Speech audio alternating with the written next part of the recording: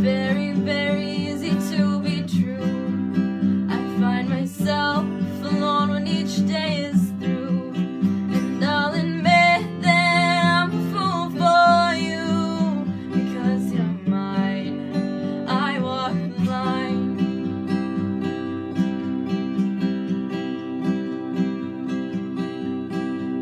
As sure as night is dark and day is light, I keep you on my mind both day and night. And happiness I've known proves that it's right, because you're mine. I walk the line. You've got a way to keep me on your side. You give me cause for love that I can't hide. For you I know I'd even try to turn the tide, because you're mine. I walk the line, because you're mine. I walk the line.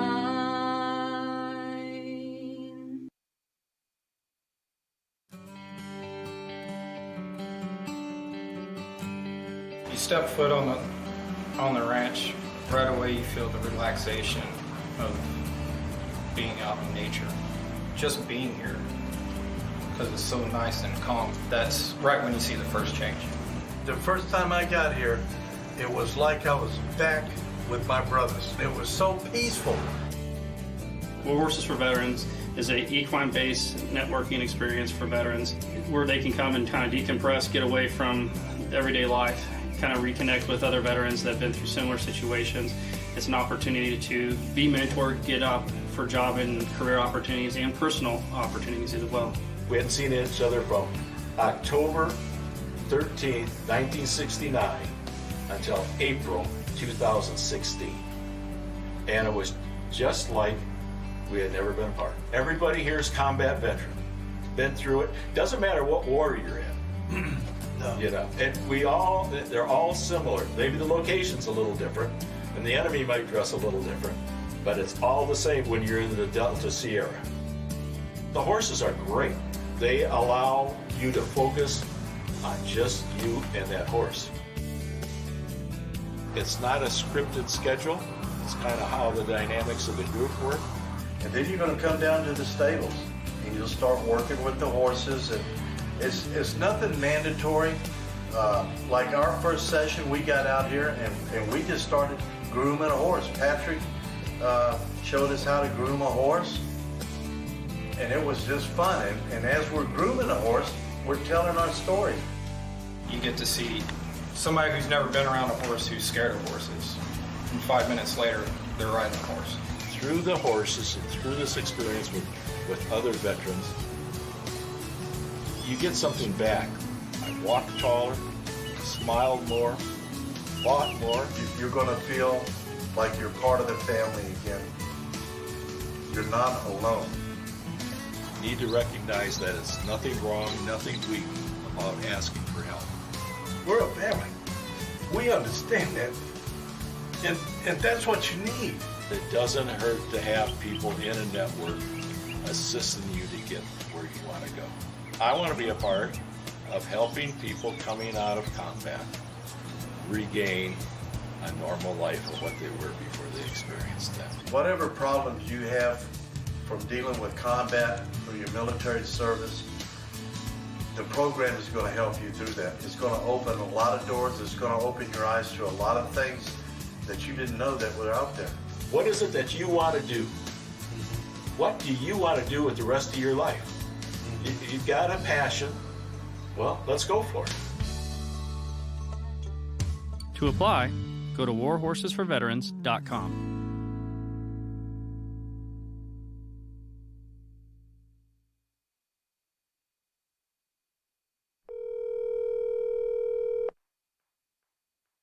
Hey, it's Dariann. Sorry I missed your call. Be sure to leave a message and I'll get right back to you. Hey, beautiful.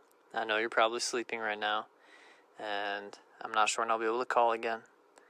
Everything's going good over here. I love you, and I miss you.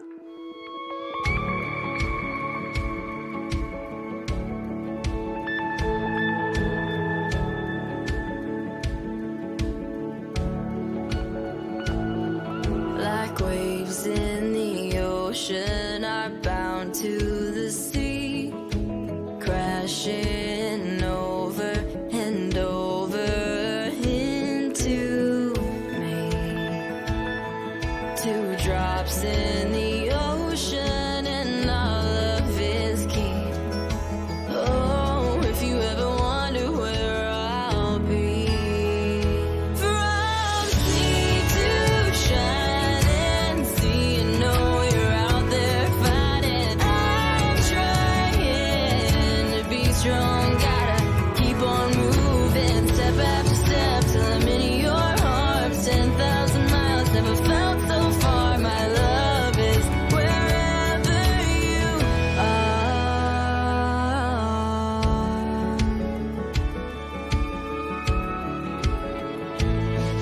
The nights are so long, yeah, I feel so alone. Reaching out for you, forgetting you're gone. From dusk till dawn, no matter how much time goes on. From sea to shining sea, you know you're out there fighting. I'm trying to be strong, gotta keep on moving, step after step till I'm in your arms. 10,000 miles, never felt so far. My love is wherever you are.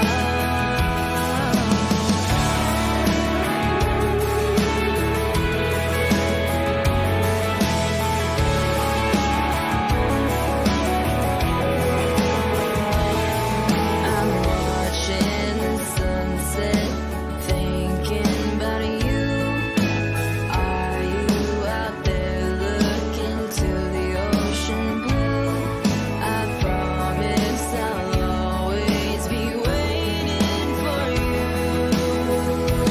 From sea to shining sea, you know you're out there fighting. I'm trying to be strong, gotta keep on moving, step after step till I'm in your arms. 10,000 miles, never felt so far. My love is wherever you are. My love is wherever you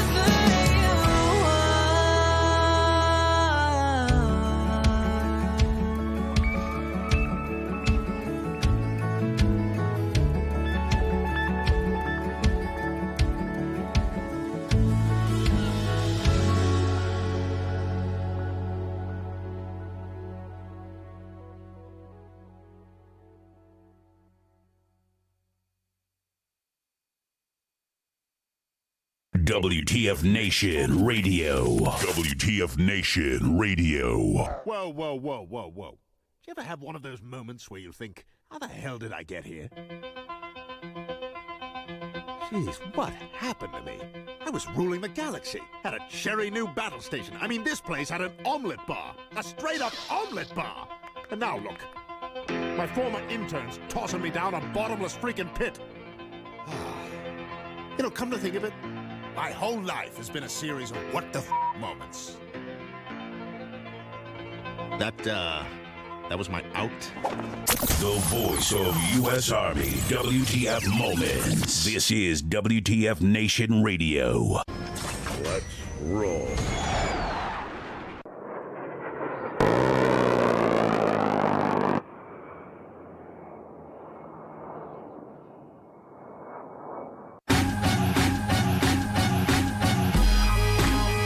Oh, yeah. Break 'em off some. Yeah. Singing Ice Cube, The Other Ice. Broadcasting live from the Functional Veteran Center of Excellence. This 28 June 2021. Man, maybe I'm pumped because I'm going on vacation, me and Spanky. Or maybe it's because I'm going on vacation. Woo! Man, Monday edition, of course. U.S. Army WTF Moments, WTF Nation Radio. I'm Ice, your host, and the other host with the most in the gunner's toast. Sorry, I had to His mom. Oh, man. How was Bragg, man? It was fun. Hanging out with the Extra Duty Podcast kids. Man, I'm going to tell you what. I had a great time. And it's so much of They looked like they were just happier than a pig in shit with you, Steven. I would say, and I wanted to talk about that too. A shout out to Extra Duty Podcast for hosting me at Bragg. Back at Bragg. And, man, it was a good visit. Kind of roaming around, and there was some paparazzi waiting for me, which was cool, man. It was cool. It was man, it definitely wasn't cool. Exactly that. JBLM is showing 117. That's right. They're melting. It's unusually hot. Just hot. Just hot. What the hell? It's summer. What do you expect? I mean, but I didn't realize that JBLM. Not like that for them. Yeah, not like that exactly. It's like Germany, how it's always cloudy, and I think it's like summer for like 2 weeks, and then it goes back to. And I shaved my vet issued beard. Yeah, exactly. Yeah, dude, I was getting tired of it. Here's the reason why. I freaking shaved in my beard and trimmed it down. I'm like, yeah, okay, cool. And I was like, because I like to eat now. Because being retired, you can kind of like. I don't have a PT test. I don't have a height and weight. What's that? I don't even. Yeah, okay. Let me try some of this. Let me try some of that, and then I'll have like a drink of something, and I'll forget that I've had food in my beard, and then I'll taste it. So, drinking some coffee with mango habanero sauce is really not a. You get kind of like, whoa, and then it's kind of like it's like, do we got a freaking dog in the house? And it's me shedding, and shaving my, combing my beard. I was asking Pookie for some beard grooming tips, and Pookie was like, I don't do shit. That's what fucking Pookie told me. I'm like, all right, well, he's got the grizzle for effect, and that's the best part of having a beard is all the food storage. Yeah, so I shaved it off. But going back to what I was saying, I was truly honored, to have the guys Hercules, Smoke, Pretzel, and freaking Willie D. Have them just shooting the shit. I think I got a little bit more personal. I think it was a trip. I think they tricked me into revealing some more personal things. We were talking about behavioral health. We were talking about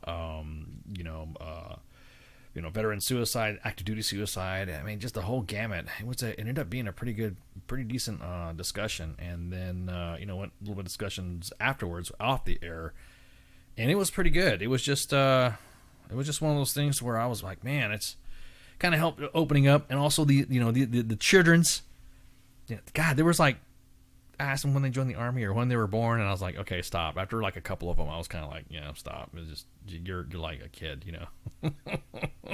you could be my kids, all of you could be my kids. Right. Exactly. So great crew to hang out with. I'm gonna go back to Bragg again. I got more stuff to do. There's more stuff to do because I gotta do some things and go visit because me and Spanky vacation on the road. Man. I know, I'm excited because she's coming to see me. I know. I can't wait. The road trips, the hanging outs, and all this other stuff. It's going to be fun.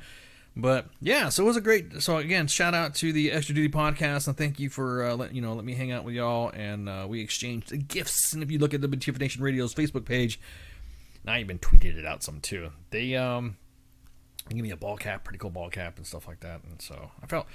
It was pretty. I was kind of worried, going up to their compound, and I don't know if I had to be strapped because fucking the E4 Mafia, the E4 Mafia. This you kind of like, it's the E4 Mafia. You know what I mean? You're just kind of like, you're not gonna need that. Yeah, I was just wondering. No, you can go ahead and just leave that in your truck. I'm like, okay, cool. I'm walking. Oh no, we're not gonna need that either. I'm like, okay, what's the password? I had to like get vetted. I felt like I was gonna get patted down. No, just kidding. Those are some great guys. So again, thank you guys again for having me on. Looking forward to the podcast too. Wait, Kaz did something too. Veteran, he did. Yeah, that's right. Veteran Trash Talk. He went on their podcast and he was even shared on the main page and on WTF Nation Radio's Facebook page. So it was pretty cool. Yeah, and I also kind of did something last Thursday too. I was about to say, I was getting to that. Well, first off, I didn't know COVID Carl was such a vehicle, a car. Yeah, not only, but he's a vehicle. He's a car aficionado. Yeah. He loves cars, and he's I thought that was pretty cool. He's actually in anything that moves, that has wheels right now. Yeah, like wheels and engines and all that. He looked like he was happier than man. As a matter of fact, I think okay, look, you guys, do you mind having COVID, Carl, blasted out Go to ahead, the world? show him. Okay, all right. And let me see here. Let me grab while you guys talk. So so go ahead and tell us real quick why I prepped the cameras and prep the picture. What happened? So I decided to volunteer for like a local nonprofit here, because even though here I volunteer my time to help like pretty much on a national level, right. I wanted to do something local, and I volunteer for Back the Heroes Rumble, which is once a year. They have a huge car show, and that's in a few weeks. And Carl Whalen will be on this Friday with Cause to talk about that car show. Right. So in the warmer months, spring, summer, and early fall, we have a cruise-in every last Thursday at the Texas Roadhouse in Milford, Ohio. So this last one we went to, I decided, because he got his little Tykes truck for his birthday. I was like, oh, how cute would it be? I could put him in that, and what's nice is like there's this attachment I could put on the bottom, and I could just push him around kind of like a stroller. Oh yeah. Wow. So here we are, and then I just kind of like backed it into his own little spot, and he's just chilling, like showing off his own little. Let me show. I gotta show this, man. Okay, I got the image down. Let me show COVID Carl. Right there, you go. Look at that! Look, it's adorable. Just chilling, doing the car shows, man. Hanging out with all the motorheads. Man, that's so adorable. God, that's so adorable. Little dude. Look at that. That's D-Max said that he watched me play too much GT. Yeah, exactly. No, yeah. Hang on. Let me get it. Everyone's like, yeah. I'll get a bigger picture. There you go. I'll get a little picture of the COVID Carl there. Little Carl. For persec reasons, obviously his name is not COVID Carl. That's not his legal name. So don't everybody to go. Well, that's a blah blah blah. So anyway. Oh my goodness! You know how I'm on the Tickety Talks, and he's pretty much the main star of my Tickety Talk, as you can see why. And I don't know how many times people think, is his name really COVID Carl? Like, I'm just gonna start telling people like, yes. Man, you do that, and people are gonna freak out. You do that, and people are gonna go like, wait a minute, you're gonna, yeah. Well, even like the latest TikTok that I did, I even say his actual name, and they're still asking me like if his name was actually COVID Carl. Oh my gosh. Well, yeah, listen. And even in captions, like for the hearing impaired, right? It says his name, and I'm just like, is it still COVID Carl? Like, no. I'm about to say TikTok has been like the new rage machine, because before it used to be Twitter. Twitter is waving up and down, and then Instagram is waving up and down, being the rage. Now TikTok, it's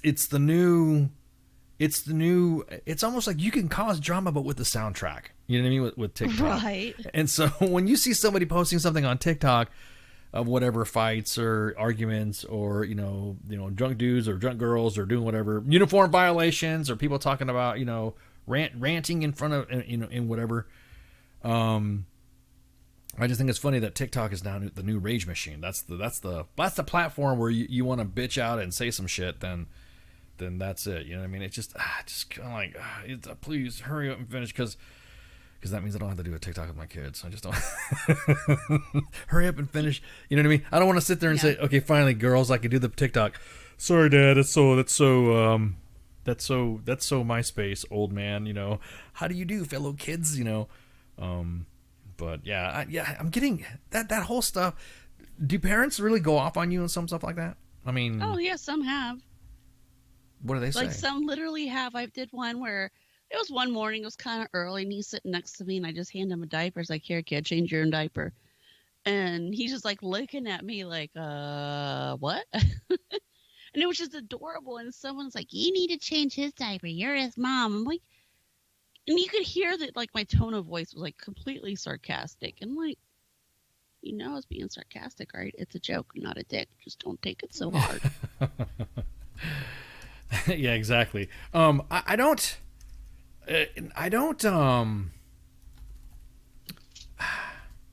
know what it is. This whole thing, it's like helicopter parenting is now being projected onto social media. You know what I mean? Like, if you do something with your kid, like, I don't even want to talk about what Baby Ice does, because if I do, I'm afraid that all of a sudden there'll be individuals where they'll be like, oh, Baby Ice is like, and I'm like, if I posted a video of what he does when he's playing outside, climbing trees, throwing rocks at things or whatever, people are gonna immediately think that there's something wrong with the kid. Right. You know what I mean? So it's that helicopter parenting that just pisses me off, man. As a dad, I always get it so much. Just like, oh, as your so I did post one today because he's learning to climb, and I'm sitting on the love seat. I'm working on some stuff for this weekend because that's a whole nother ball game. But he's figured out how to get up on the bench to our dining room table, and he gets up there and he pops his head over and he's like, hi. And is waving, so I, kind of got a little video of it. And I'm getting off the couch to go around to the table to get him down from the bench before we may have to make an ER trip. He's like literally on the table, in the middle of our table. And our table's huge. Like, it's at least probably 5 feet by 8 feet. Like, it's a big, sturdy wooden table. And so I was like, hey, what's next? Just sarcastically being like, take the camera up to the chandeliers. You don't hang from the chandelier next?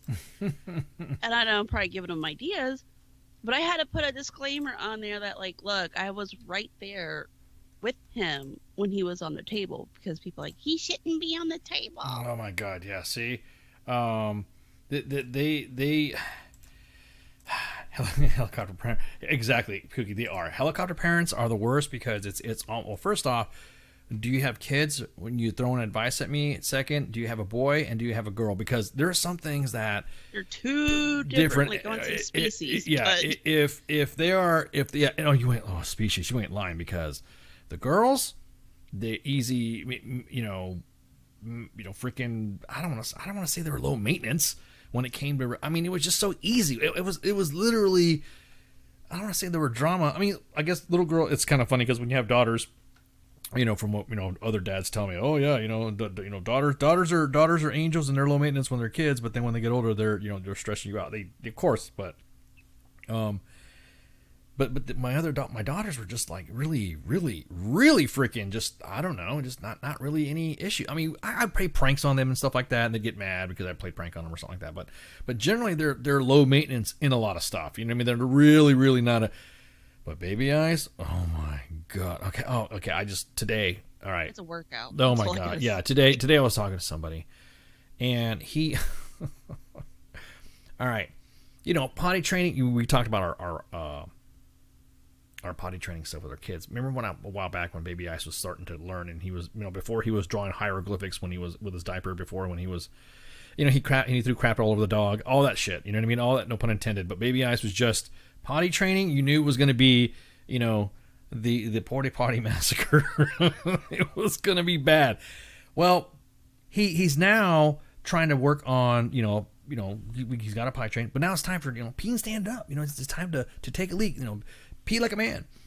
So it's not that he doesn't have an issue peeing standing up. It's that he's in the bathroom and he'll go, squirrel, and he'll look at the toilet and he's like, I wonder what happens if I pee on that. I wonder what happens. He's like, I'm going to pee on that. I know this is like, we got a guest coming on tonight, but this is dad stuff. I'm sorry. Got to talk dad stuff.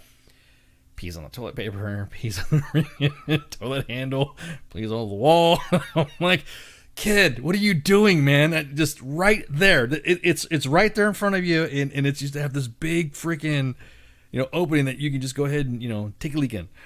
So he gets mad. Well, I'll just wait till he gets older. He'll keep doing it as a teenager. I think I'm going to put a sign on the toilet. The next time I find piss on the toilet, I'm going to use your toothbrush to clean it. Oh, he stopped. He peed.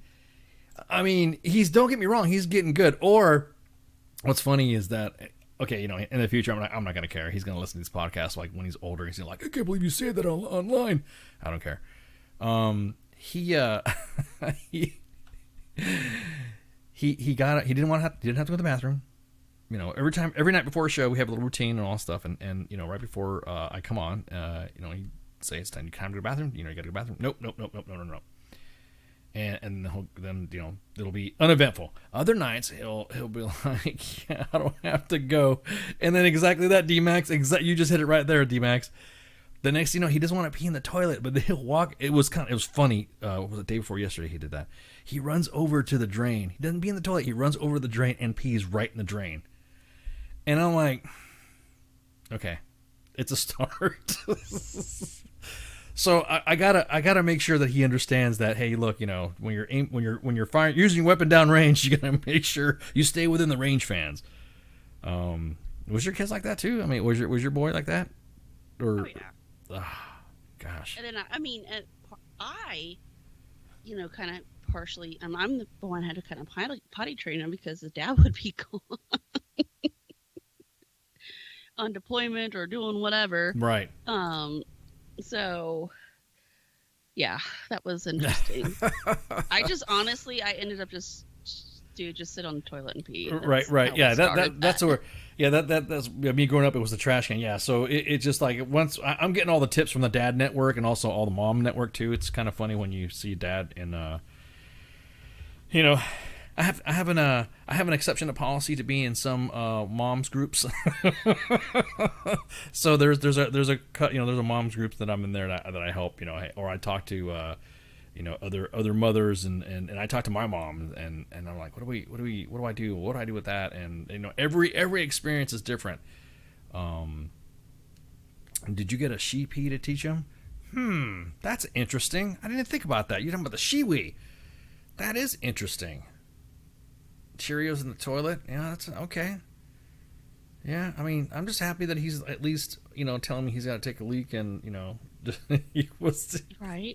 The international sign of a little boy having to go to the bathroom is he'll jump up and down holding his junk. You know what I mean? And he's just like, I gotta go. There's nothing, there's nothing that it's funny. You're not supposed to, but Dad, it's not funny. But yeah, anyways, I know we digress to potty training. Sorry about that. We have Dariann Leigh tonight. Welcome to Raising Your Kid Tips with Nice Mom. Exactly.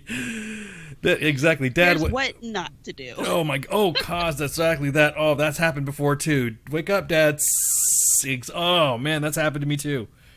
I gotta go potty, and then next thing you know, I hear drip, drip, drip, drip, drip. I'm like, no, you should have just went to go potty. Don't come in to tell me. Well, Carl, he's like, when he has a shit now, he's 1 year old, he'll go in a corner. He'll find somewhere. Yeah, put up do his business. Yeah. Yeah, put up a hydration color poster in the bathroom for, I don't want my kid to be like indoctrinated in the military. He's not, what, when I get older, he's not even going to believe that I was in the military. He's going to be like, shut up, Dad, stolen valor. You're not, whatever. You were what? Come on, whatever. You were stolen valor. But anyways, yeah, it's sorry about that. I know we went to mom and dad discuss raising children's. Man, so okay, again, so we have Dariann Leigh coming on, and she's going to be coming and discussing about her latest single, 10,000 Miles, which is one of the videos that you saw earlier. We had she had a Walk the Line, a Johnny Cash cover that she did, and she was just crushing it. So I had to throw that up there, and then also we'll have a video play from her at the end of the show, and then that's it. And then on vacation, and then life finds a way. There you go. Am I bragging too much that I'm going on vacation? On vacation. You guys gonna see some shit just pop on the road, and then bam, that's it. You're gonna see. I would love to go on vacation right now. Well, me and Spanky meet up with you, and then we'll see what's up. You'll kidnap me. Yeah, surprise adoption. Yeah, exactly. Surprise. You see a minivan pull up or an SUV pull up, whatever, and then you see Baby Ice, trying to, you'll try to. Baby Ice will run out and freaking, just take a leak at the side of the road while we're kidnapping you, and then come on, what are you doing? But anyways, She's going to be on 9 o'clock to talk about her latest single. She's a breakthrough country music artist. Her sound is different. Like I said, I can't wait to ask her some questions about where she's from and how she's affiliated with the military, and also the sound that she has, because I think it's a very interesting sound for country music. I like country music too. I know there's not a lot of people that think that I do like country music, but I actually do. I have friends that will go back and forth with me and say, hey, did you hear this and hear that? And I always kind of like crack on country music because it's not like the old school country music that it's like old school. Does that make sense? You know what I mean? It's like Waylon Jennings and Johnny Cash and Willie. You know, that's country. You know, country. This stuff right now, I don't want to crack on country. We want her to come on. I don't want to crack on country, but I do listen to country music as well. Of course, you know, with rock and all this other stuff too. There's a couple memes out on some country music bands that I guess nobody says are country, but I don't want to make fun of them yet. Anyways, so hey, real quick, tell us about the did you give us an update about the the beer stuff? You went to that the brewery, right? Yes, Rebel Metal Brew. Yes, I Okay, did. I went for my birthday. That was fun. That's right. Okay, I just wanted to make sure because I'm going on my checklist here of stories that we have to cover. I'm serious because we've been kind of like making our appearances now that COVID's over. Yeah, I know. Everything's like happening pretty cool. That's what I'm saying. I can't wait to go on the road. So recently, just a real update, a real news update is that we had an update on the Surfside, Florida condo that happened that collapsed on Monday. And right now there's still it's up to 111 dead and 150 still missing, which is, you know, sad as hell because I mean, if you see the video, if you see the amount of damage and destruction that happened, right now currently the building was deemed a very good shape by a town official in 2018, as rescuers are sifting through the debris of a collapsed Florida condo in desperate hope of finding survivors, and questions about what brought the structure down only intensified, obviously. I know structural engineers are already on the case and trying to or digging through documents and stuff like that. The death toll from the collapse just rose to 11 after the first responders pulled 2 bodies today. Okay, this is according to the Miami-Dade Mayor Daniela Levine Cava, and who updated the number of fatalities at 10 to an afternoon news conference. 4 victims were taken out of Chaplin Towers, and then Levine Cava said 150 people still remain unaccounted for. Amidst the shock and grief caused by the catastrophe, there's some hints about possible origins are starting to emerge. And so right now, I guess in April, the building's condo association president said that the damage to the basement garage had gotten significantly worse since the inspection less than 3 years ago, and the deterioration of the building's concrete was accelerating. And the letter obtained by USA Today also said that the estimated cost for the repair had increased from $9 million to more than $15 million. So, still no. Wow. Yeah, that's just Israel. Yeah, they went to go send some engineers too. There's a lot of people involved. I know there's been some celebrities and NFL, NHL, and NBA teams out there helping volunteers sifting through the rubble. So it's insane. I just couldn't even imagine all that happening. It's just kind of like, wow. That's just kind of like the damage of the building and stuff is just like, oh God, man. Oh, I hear Ice. I mean, Baby Ice. Yeah, Baby Ice is talking. Anyways, so what was the next thing we were talking about? Oh, hey, you were talking about some news about me. Every time I come on air, something happens in Syria. Yes, it's kind of like, I don't know what it is with you. Every time, like, you come on air or you take time off, the world just like is set on fire or something. Something happens. So what happened? I guess we had some strikes. With Syria and about Iran. I mean, honestly, I have really not had time to sit and read or watch anything about it. I mean, I just keep hearing about it. I'm like, wait a minute. Were we like not like just saying that people were accusing of Trump trying to start World War III? You know, that's and here we are. Yeah, that's another thing too, man. It's just kind of like you know, the strikes were carried out in Syria and Iraq. And these were because they had conducted drone strikes against places in Iraq where American troops and spies and diplomats were located. Yes, and it was like what near the Iranian border. Yeah, and so they just like launched attacks, precision air attacks, and then we returned artillery fire. So it's just like, I don't know. We're literally getting out of Afghanistan right now. We got Infinity War happening or coming to an end. It just like, do you see all the news of all the guys surrendering? Mm-hmm. That's exciting. Yeah. With the whole thing with that, I really don't. I mean, I think if people really did not pitch a big enough fit about with us still being in Iraq and Afghanistan, we'd still be there. Oh, no doubt. I mean, it's a campaign thing. That's all that is. Yeah, no doubt. Obama pulled out all the guys out of Iraq. And it's just like, exactly. And we keep bombing him more. It's fucking frustrating. It's frustrating.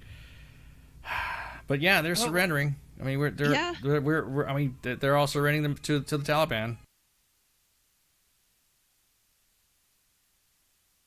I mean, like what Spike said when he came on air before the election. He's like, yeah, just pull everyone out, let them just do their own thing. Right, you ain't lying, man. You would think they would, but I guess it's not going to happen. But it's just frustrating because I know I'm talking to a lot of veterans and stuff like that. We're like, what is going on? The biggest thing is all the interpreters that were behind. Yes, and thankfully they're trying their hardest to bring the Terps back over or something for them, because once they found, like, if the Taliban or whoever finds out that they were a Terp for the United, they're done for. Yeah, exactly. Them and their family, most likely. Yeah, they are. It's just like, it sucks. I don't know. It's hard to it is hard to nail down the sentiment right now. You know what I mean? Mm-hmm. It could be like the farmers jingle. We know a thing or two because we've seen a thing or two. We are farmers. Bum, ba-dum, bum, bum, bum, bum. Yeah. That's how I kind of see this whole thing right now, because the Middle East. Yeah. Yeah, the Middle East. We know a thing or two because we've seen a thing or two. We are farmers. We are America. we are foreign policy. Well, no. It's selling policies like that. Yeah, exactly. Insurance policies. Yeah, dum. We are. Anyways, so real quick, just giving an update that we have right now. Wednesday, Fort Hood soldier was reported missing and failed to report to work that day.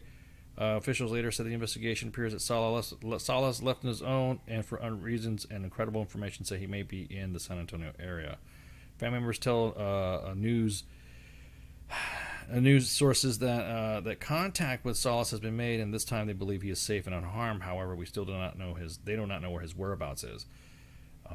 His wife, however, paints a different picture, saying that Mary Sanchez Salas, she married Abram Salas, Specialist Abram Salas, on June 18th. Days later, he went missing with no explanation. Okay. So, yeah, she says, "quote My main concern is that my main concern is why he don't want to come back and why he does not know why he left like this. I told him, when are you going to go back and when are you going to come back? He was like, I don't know." She claims that she spoke to her husband earlier today and did not sound in the right mind, so she came to Fort Hood to file a complaint on his behalf. I came to Fort Hood today because I opened an investigation about his leaders at the top with his previous unit that he was with, and I know that he was under a lot of stress because of his job and because he was very depressed about his job, and he asked me several times to pray with him. Oof. Man. I mean, at least physically, he's okay. Right. Mentally, he probably isn't. Like, there's got to be something going on. Yeah. I mean, like she said, there's got to be something going on. I just don't see that's something where he was just a shitbag and just up and left. And no, yeah, he's fairly new, and everyone in his unit says he's a good kid. You know what I mean? So it's kind of like, at least they went and tried to look for him. No, well, he's still classified as being absent unknown. So. Gotcha. Yeah, so he, at least so far, that's the latest update that we had. I mean, this is like the second. That was a second kid that was missing. I mean, you had the other one from Fort Benning too, and he's been accounted for. So at least we know that he's talking and he's safe and he's good. It just stories like that kind of like, oh, that sucks. because they do. I mean, they do suck because shit's going on with them. Right. No. Well, I mean, if you guys know that you can always hit us up in the inbox, U.S. Army WTF Moments, WTF Nation Radio. You can hit us up in the inbox, and then or you can give us a call right now if you want to talk about. Well, not now, but you can call us on air when we and we'll be more than happy to talk about what you want to talk about. We've done this before. I mean, we've talked to several individuals that needed. We've cut to break. Yeah, we've cut to Yep, gotta go, and we'll play music. And I mean, that one time we had a battle of distress, and I played the same song. I didn't realize I was playing the same song until all you guys were like screaming at me in the chat to change the music because I was playing the same song over again for like what was like I think it was like 5 times or something like that. And when I was dealing with a battle of distress, and then finally I was like, oh shit. We put new music on here, and then but so I don't know is now I'm gonna ask CQ about this stuff. When he's got a guest tomorrow, and yeah, exactly, yeah, that was like 40 minutes exactly that D-Max. Okay, yeah, okay, so it was 40 minutes. That was done. Yeah, exactly that. Exactly. It was 40 minutes. Thank you, D-Max. D-Max always, I have my super fan D-Max, always keeps track of some of those things that I bring up, little quirky pieces of trivia about ice. All I have to do is just say something and D-Max will give you the deets. And it's crazy. What was that Baconator? I found a toddler walking down the one day at 4 a.m. in a horrible neighborhood. He had to stop and call the authorities. That sucks, man. God. Yeah, so it was crazy. It was one of those nights. So again, battle and distress. You guys can always call us up. You always can leave a message. The inboxes will always be open and all that. But anyways, before we go on a break, what's the other stories? We'll do a real quick. Let's do a real quick a sports page. I know Flash hates it when we do sports page and we don't do it right. Oh, we don't do it. I think it makes it even better, though. You think so? Yeah, because it's like we're 2 bumbling idiots here. We don't know what's talking. Right, exactly. What the hell we're talking about? What are we talking about now? On. Yeah, exactly. What's up with sports? And Flash was like, make sure you talk about these stats. So I guess right now, what's happening? What do we got going on? What's the big deal? NBA right now we have tonight in about 10 minutes we have the Suns and the Clippers playing. I guess that's some NBA stuff right there. What other? I'm gonna totally ruin this thing. What's going on with baseball? Oh, right. Because he's all I know is the Reds still suck. Yeah. Simone Biles was. She's like killing her freaking her gymnastics, man. Day 2 of the Olympic trials. She's just like crushing. Have you ever seen? She is the gymnast of gymnasts. I mean, she is badass. And so yeah, so she was rocking it. Let's see what else. What other real quick Ice and Mom sports paging going cliff notes, cutting out of the coupon section. We're talking about. So I will have to say this. So we do have, and this is kind of something awesome. Staff Sergeant Naomi Graham. She'll be the United States' first female active duty service member to box at the Olympics. Oh, that's right. Dude, man, I'm going to tell you what. I don't care if male or female. Boxing's tiring. I mean, matter of fact, let me show a picture. This is you're right. Good news. Thank you so much for bringing that up. Staff Sergeant Naomi Graham. Yeah, I just like, hang on. Let me bust her image out there. She's rocking it. I think that's so cool when we see soldiers do sports like that. I couldn't do it. Nope. I mean, boxing. I don't throw hands and stuff like that, but it's got to be regulatory, and it'd be like, for me, it would have to be a specific, fighting style. I would just suck. So, let me put the picture up right here. Right here, Staff Sergeant Naomi Graham will be the United States first female active duty service member to box at the Olympics. That's what I'm talking about. That's what I'm talking about. Oh, we got. What's the other one? Carson's gonna have. What was that? What are you trying to say? Oh yeah, Miss Colorado is a soldier too. So, Yes. yeah, a bunch of soldiers. I like stuff like this is awesome. I like shit like this.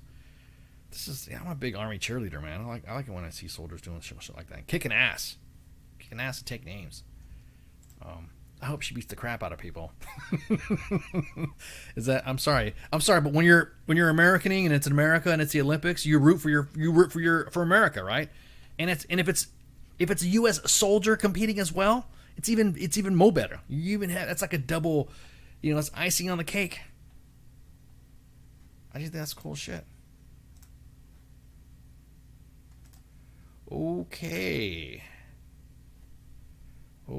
Well, all right. Hey, we just got some news about our guest. Wow. Well, I guess we're rescheduling. Man, something had just come up. All right. Well, okay. Too easy. I'll still play her music. Dariann, we still have your music playing. So more than likely, we will play your music anyways. But that's a bummer. Well, hopefully you can come back. We just got this just now. She's gonna reschedule. Okay, too easy. Gonna go on break right quick, and then other than that, we'll be right back. Shots, man. It's gonna be a real quick show. Yeah, go on vacation. So we'll be right back. WTF Nation Radio. WTF Nation Radio. Take it from me, Ice. You can't just float around space not caring about stuff forever. The voice of U.S. Army. WTF Moments. This is WTF Nation Radio. Shit in the bag, Pogue.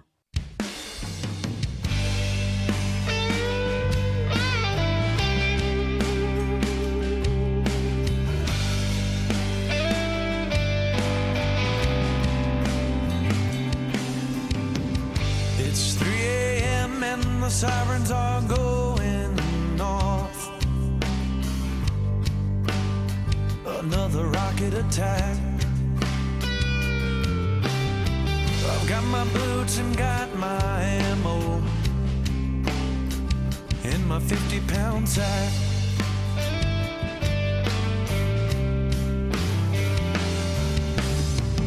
$100 boys headed to war in this world unknown.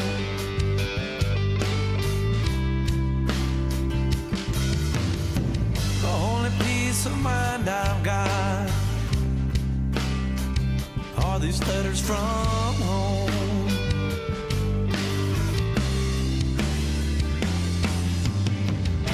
Another day has come and gone. Another night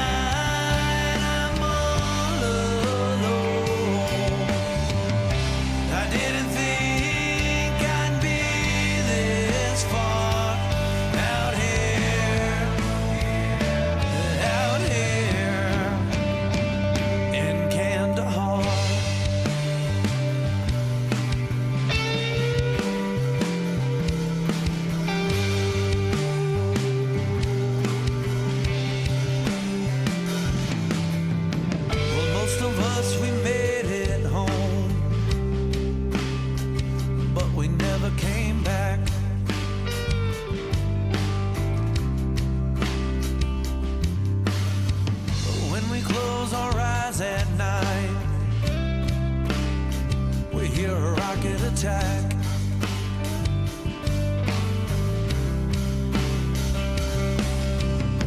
I've tried to talk and tell you about it, but it ain't the same.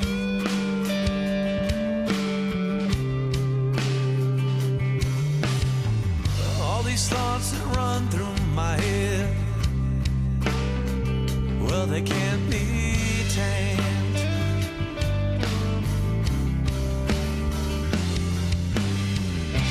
Another day has come and gone. Another night I'm all alone. I didn't think I'd be this far out here. Out heart.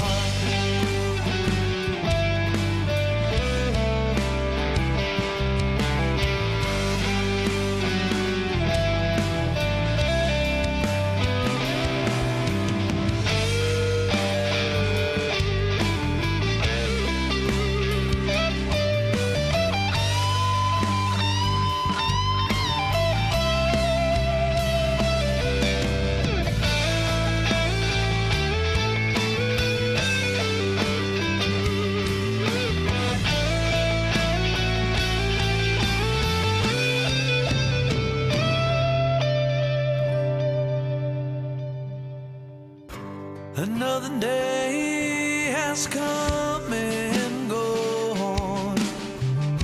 Another night I'm all alone. I didn't think I'd be this far out here. We ain't far from Kandahar.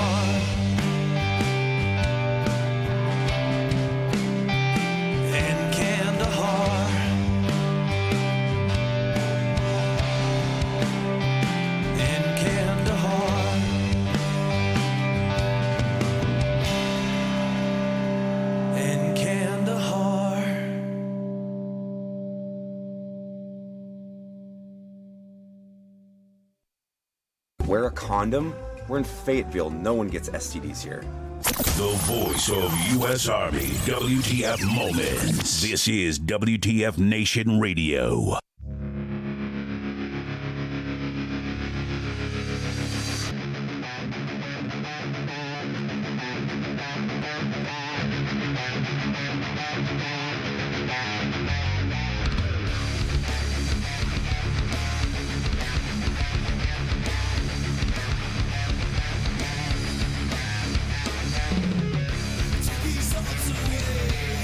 Nothing feels the same.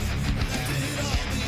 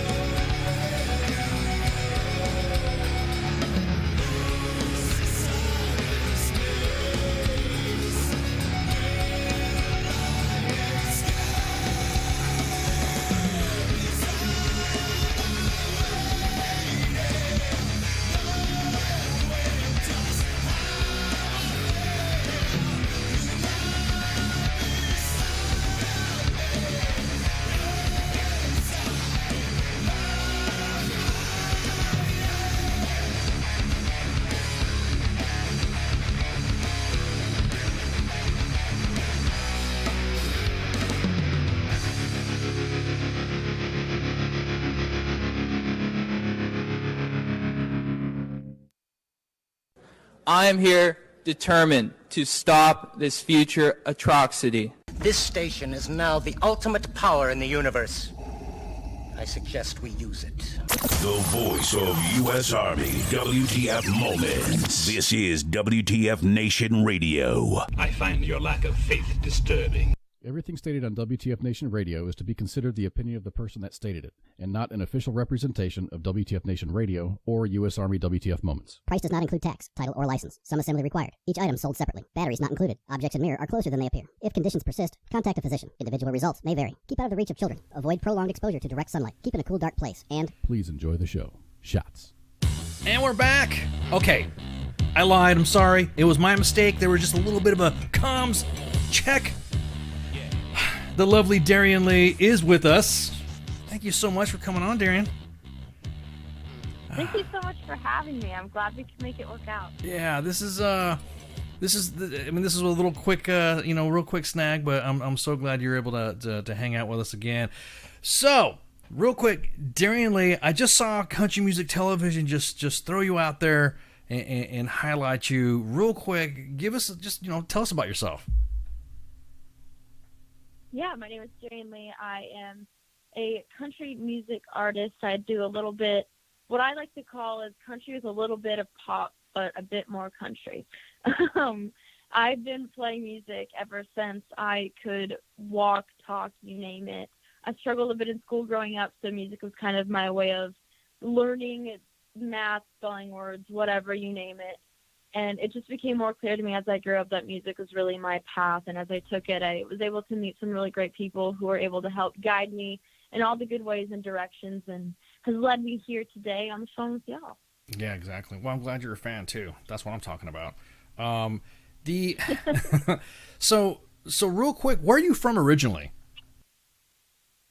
I'm originally from Carlsbad, Minnesota. Very, very tiny town.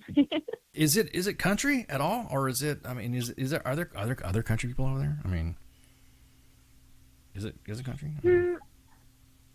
It is definitely if you're talking about like the area, it is definitely middle of the country, as north as you can get, literally next to Canada. But I would say we're very down home, the typical expectation of a small town, very country, very, I don't know. I feel like it's about as country as it gets. No, I hear you. No, most small towns are like that anyways.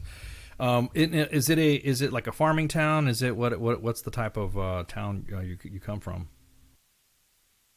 It's a bit of a farming town, but a little bit, I don't want to say industrial, but farming meets a little bit of business, if anything. Totally. And your sound, that's one thing I was listening to, and you're selling yourself short, Dariann. You have some old school touch to your yeah. The first thing I heard was the Johnny Cash, and that's the first video that we played, was the Johnny Cash cover that you did. And I was, heck yeah. I was like that. I said, I'm so glad. And then I started listening to other bits, but you had, you talked about some of your top 5 songs playing on driving on back roads and stuff like that. And you talked about Live Like You Were Dying from Tim McGraw, The Woman in Me by Shania Twain, Breathe, Faith Hill, Consider Me Gone from Reba, and Give Heaven Some Hell. That's old school country. That I'm saying there's some, I mean, Tim McGraw, Shania Twain, I mean, that's old school country for some of the younger ones, but for me that's kind of like mid. But right. But where did you draw your inspiration from? I wouldn't say a huge family, but I have 3 older brothers. My parents are really into the older country, and growing up with my brothers and my parents, it really was a house of all the different genres of music. And my parents being so in love with older country music really just kind of put that in my roots. I think my biggest inspirations as artists are definitely Johnny Cash and Shania Twain. So I love that you listed those 2 off, because those are my all-time faves. Johnny Cash is a boss. What are you talking about? He is. I love him. He's a legend. When did you do that cover, by the way? Oh man, I've done a few Johnny Cash covers. So I think my first one, well, actually the first song I ever played on guitar was Ring of Fire by Johnny Cash. So I've been posting covers of him forever. Oh wow, that's pretty cool. So did you grow up with a military background in your family? I have lots of relatives that have been in the military, and then as I graduated high school, I had a friend that went into the military, who also ended up connecting my boyfriend and I, who was in the Marine Corps. So it kind of, my grandfather was in the military, my uncles and my aunt were all in the Navy, so it kind of hit in the family a bit. Now, speaking of which, let's go to your song 10,000 Miles. What's the Heck yeah. Yeah, what's the so go for it. Just talk about it, cuz I mean, like I said, when the video started off with phone call and a missed phone call or a missed message, or hey, leave a message and all that. I've made those phone calls myself. I know also there have been women that have made those phone calls too before they go and do like an operation or they go and do something. I did that right before the beginning of Iraqi freedom. I called a bunch of families and you know, significant other, and they weren't, some of them weren't there. And I did exactly what I just did that. I just called. I just say, hey, look, and left a message, because it should have anything had happened to me. I wanted them to have a, you know, just kind of like a piece of me to know, hey, I'm here. So that kind of, I don't want to say they hit me in the feels, because I don't want anybody to like think that I'm all, you know, hitting on the feels and stuff like that. But but that resonated with me. So can you tell me where you draw your inspiration for 10,000 Miles? Yeah, my boyfriend was on deployment this last year, and there was definitely some missed phone calls when things were going on. And obviously on the receiving end, you always feel guilty when you miss one. But I was in Nashville at CRS at the time and hadn't gotten to speak to him for a while. And I never envisioned myself in a relationship that was kind of based around the military and things like that. It just was something that I stumbled upon. It just ended up being right. But when you miss them, you know, you feel so guilty internally. But it was such a busy time. I was running from interview to interview, shaking as many hands as possible, playing shows, rights, you name it. And I was really having the time of my life, but I was in the middle of trying to figure out what the next song I was going to record was. And I'm very lucky to have other artists pitch their music to me, and I was trying to decide between the songs. And as much as I love them and they were all great, I was having a hard time really emotionally engaging with them. I'm not someone that's extremely emotional, and so I'm one that I need a song that just hits me like a load of bricks. And they just weren't doing exactly that for me. So I was contemplating what to do. Do I only record one? Do I record two? And I was talking to my mom. She's like, Dariann, why don't you just write the song that's on your heart right now? And I was like, wow, no, why don't I just write the song? And in my Nashville hotel room, I went into the bathroom and just wrote away. And it was the song that was on my heart. It's a 25-minute write, believe it or not. Yeah. And that's where 10,000 Miles was born out of. So you're basically saying that mom's more like is your assistant, you know, songwriter when it comes to stuff like that? Not normally, but that time she was kind of just my reality check of like, well, if these aren't it, write it. So then I did. So the start to become a country music you know, singer, it's not an easy way to go. How did you kick it off? Well, what's the you know, what was it? Because I know me, if I try to, that'd be like me trying to sing some country or something like that. I wouldn't even know where to go. I mean, what would somebody, you know what I mean? I'd be like, okay, whatever, Ice, you just need whatever, old man, you might as well just go ahead and forget it. But, or I would get lost in this. How did you, you know what I mean? How did you get? Was it some of your videos? I know there was a couple videos that went viral. So was it that got you signed? What was the process to get you into Nashville?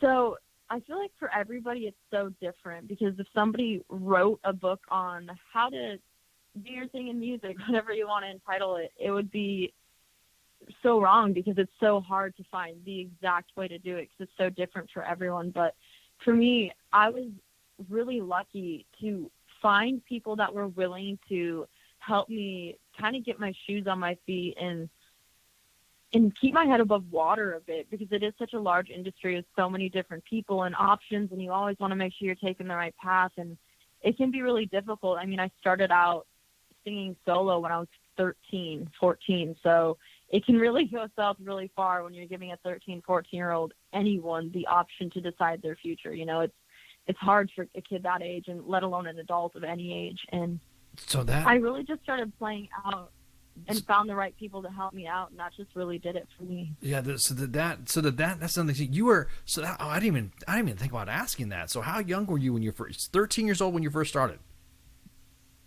Yeah, I started singing publicly solo when I was 13. Oh wow, man, that's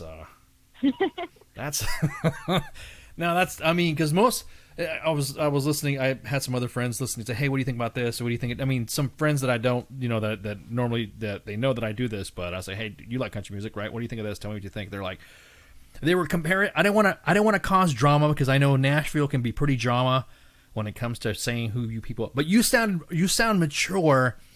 You sounded really mature as a country singer. So there are some people out there that were already, like, they got your back in Nashville, that they were like, whoa, who's this? And then so I'm like, yeah, that's Dariann Leigh. She's gonna come on. Make sure you listen in. I even got a response on Twitter from another well-known Nashville country music singer. So it's you have the sound that is not, that's, I don't know, that just makes it sound. I don't want to compare you to other people, because you know how the Nashville drama world is. You know what I mean? Can you talk about the Nashville drama world, or will that get you like busted? Will somebody get mad if you even talk about that? Because I know it's like biting the hand that feeds you sometimes. I feel like because I have two older brothers, I'm a very like drama-free person. So I don't know if I just have like drama-free written on my forehead, but I found a way in life to avoid that, and I'm really grateful for it. No, I hear you. No, I have one of the biggest things that I've seen from the Nashville circuit is that there's a lean. I guess it goes back and forth. Is it trying to be like Hollywood? Is it trying to be not like Hollywood? What kind of music sound it is? And right. And I've had some friends that are like, man, you sounded old, almost like Tanya Tucker. It was like you had that.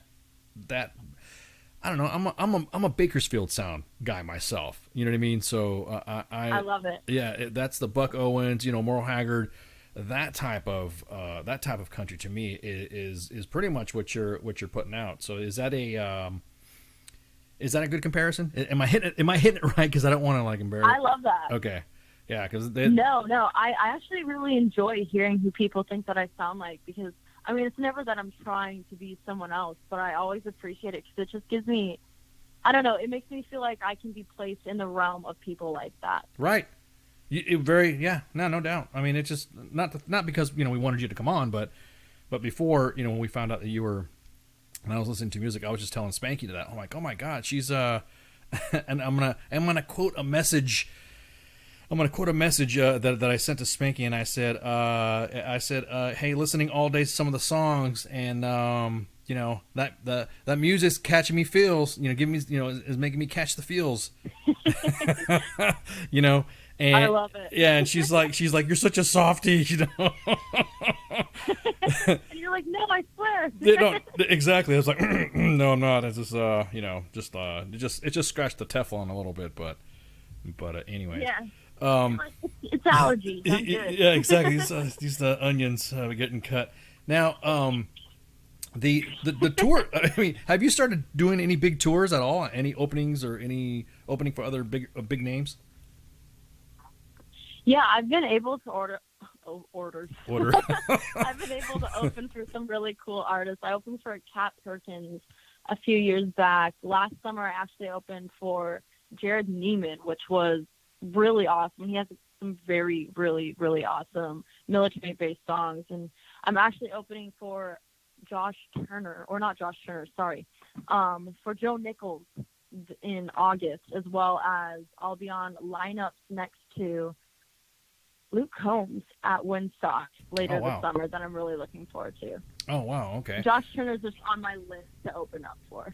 Now, do you have any bucket list artists that that you would love to jam with or have a duet with?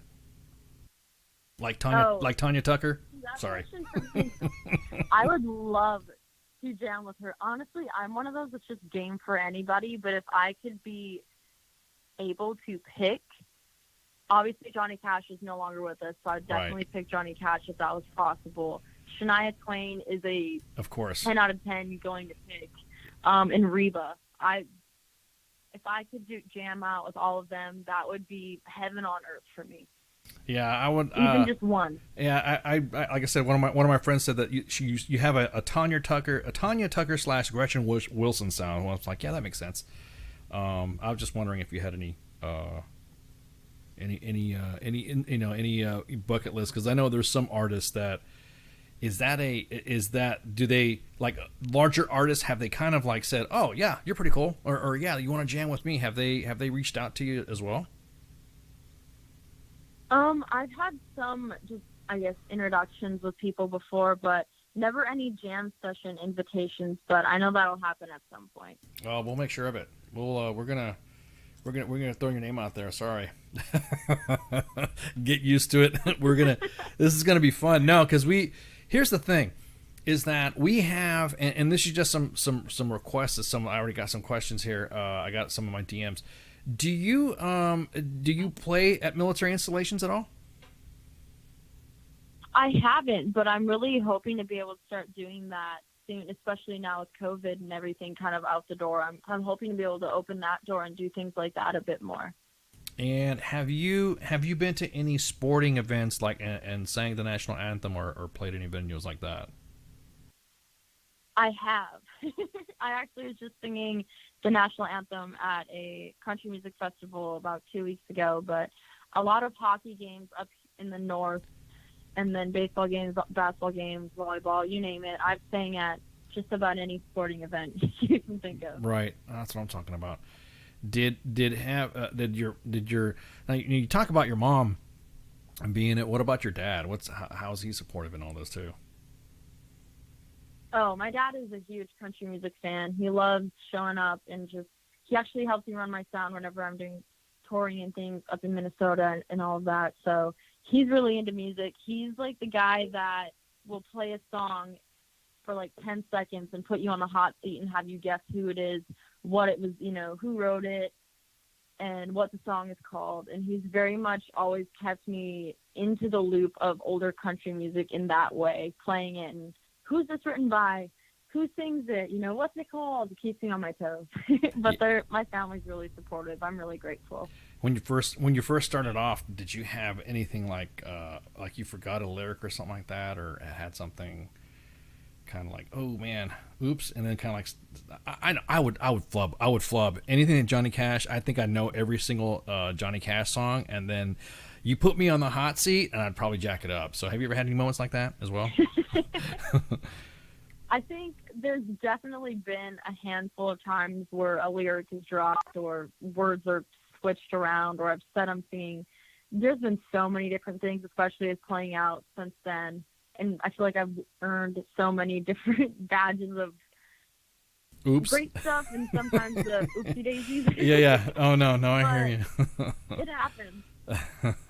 Folsom Blues. Everyone's like, do you sing Folsom Blues? Do you sing stuff? Or do you sing the bad stuff that Johnny Cash sings, or Folsom Blues? Folsom Prison Blues is one of my favorite songs to cover. Actually, probably the favorite song of mine to Johnny Cash. I don't know, so many of them are good, but I used to play the Don't Take Your Guns to Town a lot when I was starting out, and I do still love that one. Oh wow, that's what I'm talking about.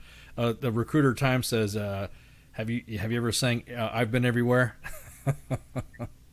That's a pretty good one. I haven't sang that one, but I think we sang it at an elementary concert when I was a kid, so I guess I could say yes, but not myself. At an elementary, I want to know what school I want to send my kids to that school. If they're singing country music, like they're singing Johnny Cash, that's what I'm talking about. I'll send my kids over there. Man, right? That's awesome. No, because a lot of the things that nowadays, and I'll have to say this is that I know artists really get the shaft a lot when it comes to how we portray America. You know what I mean? It's how, like you just said, the small country family living, and being raised, understanding old school country and all that. But I really think that sometimes good country music, not this not some of the new stuff. I mean, again, maybe it's because I need to listen to it, or maybe I just don't. Maybe I'm just too nostalgic. But some people think that type of country is kind of going away. Do you think that?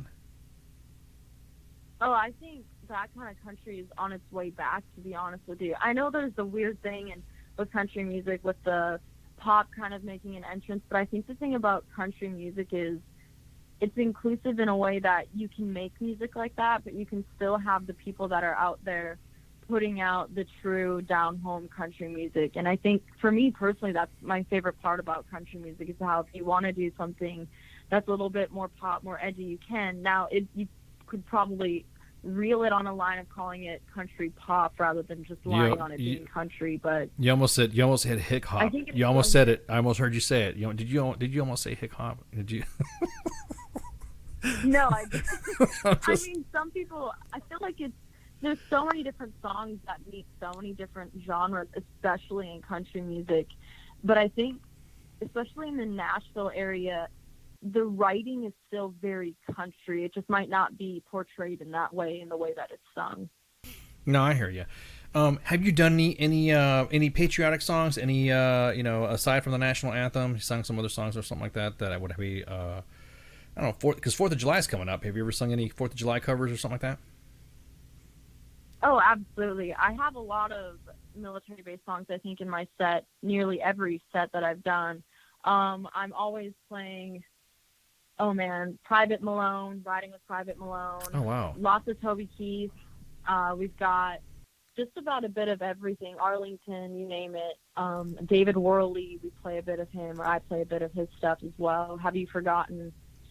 Oh. I'm kind of like I said, I like falling back on not necessarily always as some might say, the very old country music or the older original country music, but even in the 2000s era of country music, I feel like it came to life in a different way. So I do grab a bit of that music as well.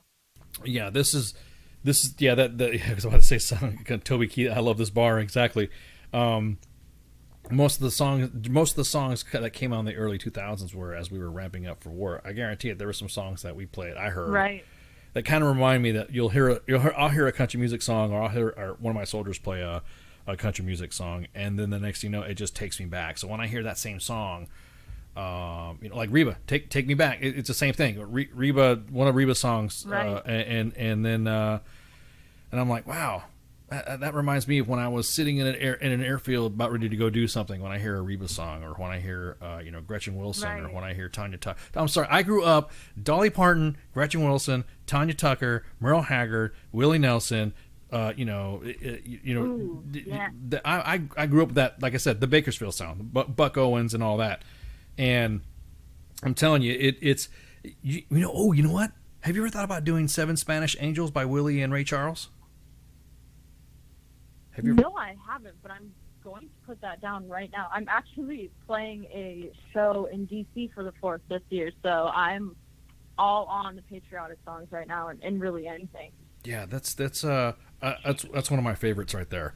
It's a duet, and it, like I said, it's Willie and Ray Charles, and it is, whoo, man, it's I mean. Back when country music television used to play, videos of the Statler Brothers and the Oak Ridge Boys, that was in the house. You know what I mean? That was in the house. Right. People, what was that? Everyone's asking. Chris Stapleton. Have you ever played with Chris Stapleton or covered any of his stuff? I have. I'm a sucker for a Chris Stapleton song. I mean, who isn't? Well, I'm not saying I'm not, but I'm just saying everyone's. You answered that question really quick. Yeah, well, come on, Dariann, give me a break here. I'm not the country singer. I'm just kidding. I've got 2 older brothers. I can do this all day. Okay, you got me. Yeah, I'm not much of a Chris Stapleton fan. I'm not saying I'm not much of a Chris Stapleton fan. It just doesn't. I don't know. It just doesn't.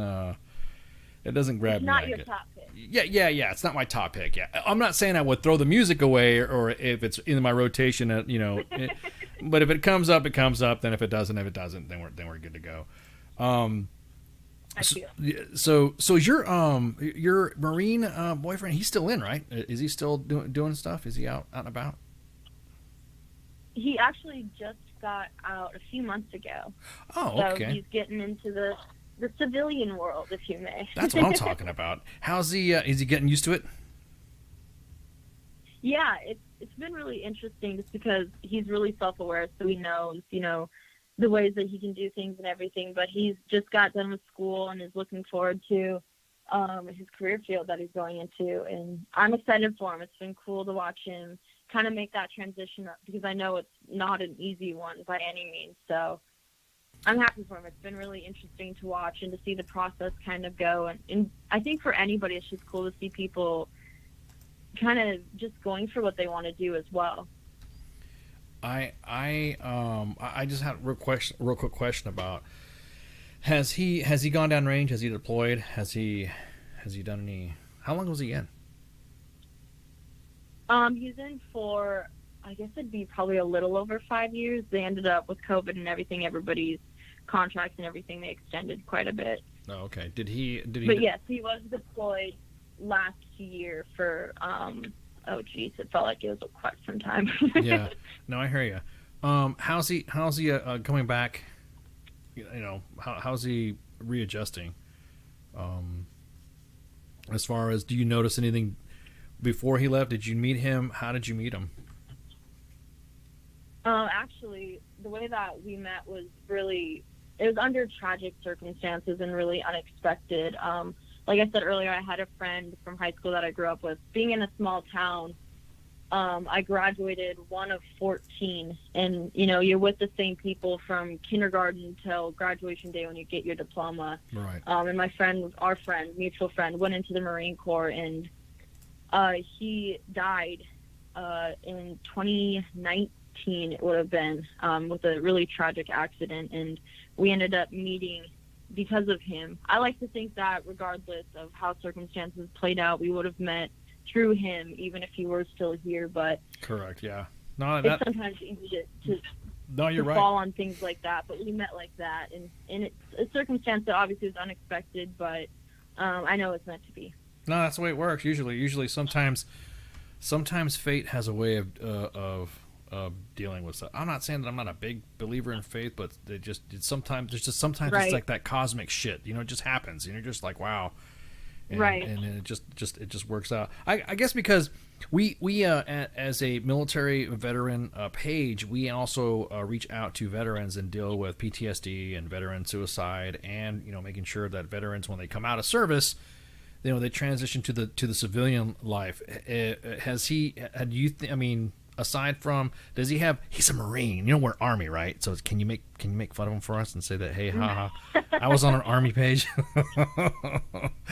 Oh, good. I have family that was in Army as well. So, and I also have family that was in the Navy. So there's a lot of that talk. Oh, awesome. Okay, well then good. He'll get used to it.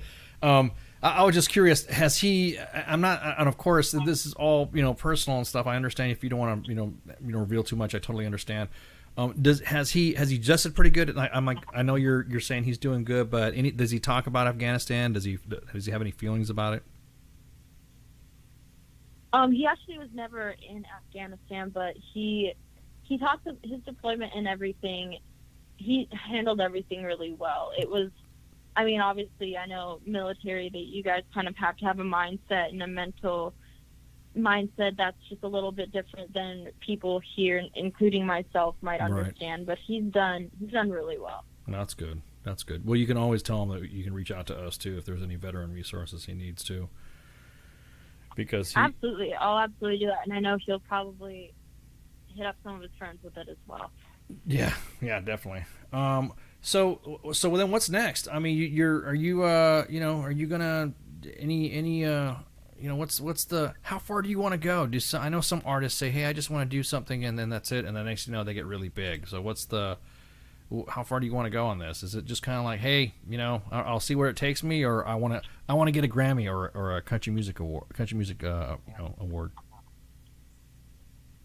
For me, I've always been a goal chaser, which is something that my dad and my mom both instilled in us really hard growing up, is to have your goals and to chase after them. But I guess I'm just really happy to be able to do what I do for a living. This last year really gave me a huge appreciation for the ability to do what you love as a living. And especially not being able to actively do it with COVID and everything. But right, exactly. One of my biggest dreams is to be able to sing on the Grand Ole Opry stage, and also to be invited into the Grand Ole Opry. It's just it's a type of almost holiness, I feel like, to the Grand Ole Opry that is exactly so magical to me. And I mean, obviously, Country Music Award, all that would be really, really cool. I'd love any of that. But singing at the Ryman, the Grand Ole Opry, that for me would be the moment of, all right, I did it. And then I'm always one of those that's like, okay, cool, what's next? Right. I'm always, to me, that's like, and that was my next question.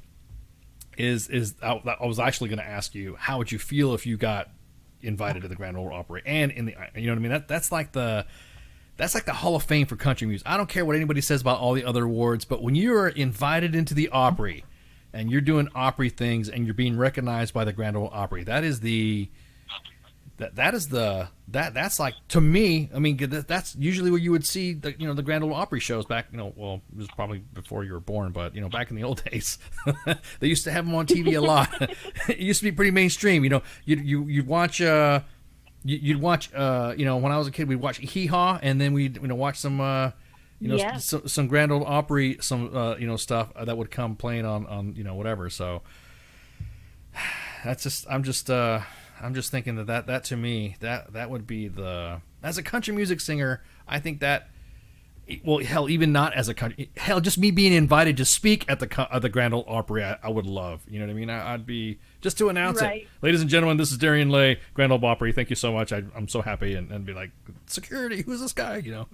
I'm glad she's with me, it's cool. Yeah, oh yeah, exactly, thank you, appreciate it. Yeah, because that'd be like, that's like no, for real, it's a big thing for country music singers, and I'm just wondering, did you exactly that, Baconator? It's like MASH on TV afterwards. Exactly, man. We must have been like around the same area growing up. It's almost like those traditions, country music traditions. It's just like the Grand Ole Opry should not be taken away. It should be still maintained as the center of the universe, the center of excellence.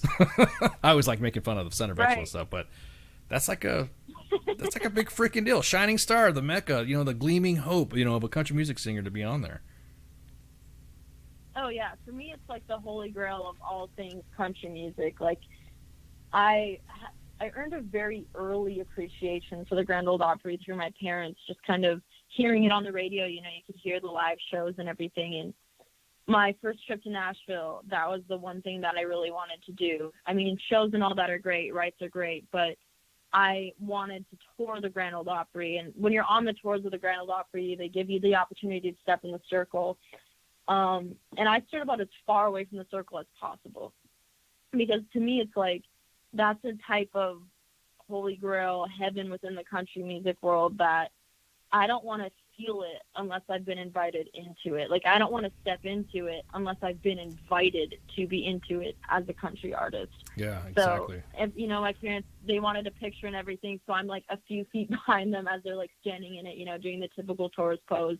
I'm like a few feet behind them, kind of look like a stranger, but they got their photo. Right. Yeah. Well, I mean, if like I said, that would be like me. To me, just to be able to announce or MC the Grand Ole Opry, that just, to me, as somebody who likes to do stuff like this, I would just, an announcer, or I would just like, yeah, that's.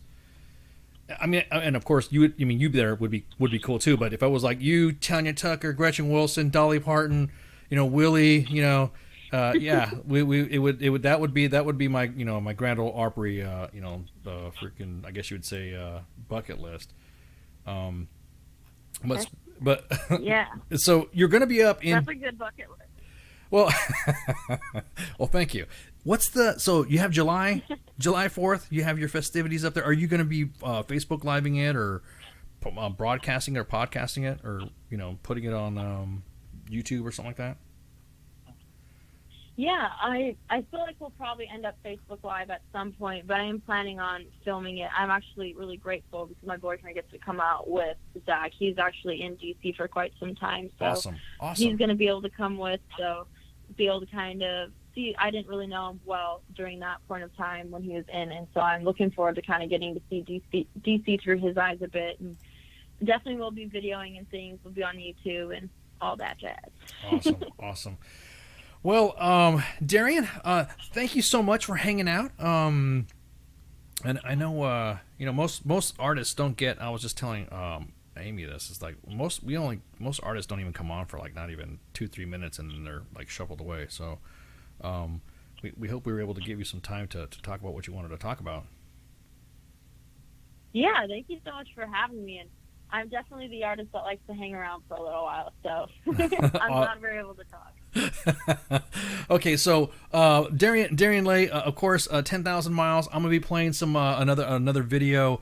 Queens Don't, the church series. Tell us about that real quick before you go. Yes, the church sessions. My grandparents live on a farm out here, and many years back, donated some of their farmland for a church to be built by where they are at. And it's a farm church, basically, like you can imagine. It's a cute little church. The sound in it is the best sound you'll ever get. Old churches have the best sound. So I go out there, and I always grew up just going out there liking to sing. Similar to my mom, she used to love to go out there and play piano. So it's kind of going back home, bringing y'all into my world a little bit, and sitting in the church where it's all good, playing some of my favorite songs. Right. So the name of the song, Queens Don't. What is that? What's that story? Because we already know Walk the Line. We already know 10,000 Miles. But what's the inspiration for Queens Don't? Is that sounds, I don't know, just kind of. I'll let you explain it. I don't want to explain it for you. Yeah. That one is a Ray Lynn cover. I love that song just because of everything that it stands for. I think there's a big movement amongst everybody, I think. And for me, I think the most important thing is just falling back on the general perspective of respect and giving people grace and understanding. And I think that song really just kind of goes upon everything that I love about everything that's going on these days, and just continuing to have, like I said, grace and respect for others. And I feel like that song just has it all. Yeah, you ain't lying. I think, and that's just not just queens, but kings as well. I mean, there needs to be some self-respect. Yeah. And there needs to be some mantle of I sometimes will go on a manly minute rant and just start talking about, guys treating, being responsible as men, and it's just like, it's just hard to, it almost, everything seems divisive just even bringing up the subject. When you, like right now, there probably going to be somebody on Twitter going, I said something about kings, and Dariann said something about queens. Like, they're, you know what I mean? It's almost like you have.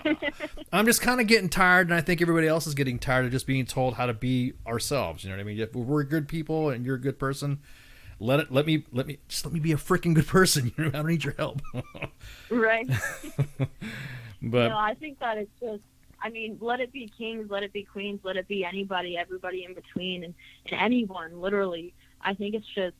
Insert here what you want it to be or who you want it to be, and I think it's just a realm of, like I said, just the first few lines of how you treat others with just grace, respect. It's just, I think one of the lyrics is, and it obviously says queens, but it says queens don't hate, queens don't fight, queens don't stay unless their kings treat them right. And I think that can be said in a realm of relationships and just friends, and it can be kings and queens than anybody else, Yeah. Just a realm of treating other people. Yeah, no, you're right. That was one of the lines.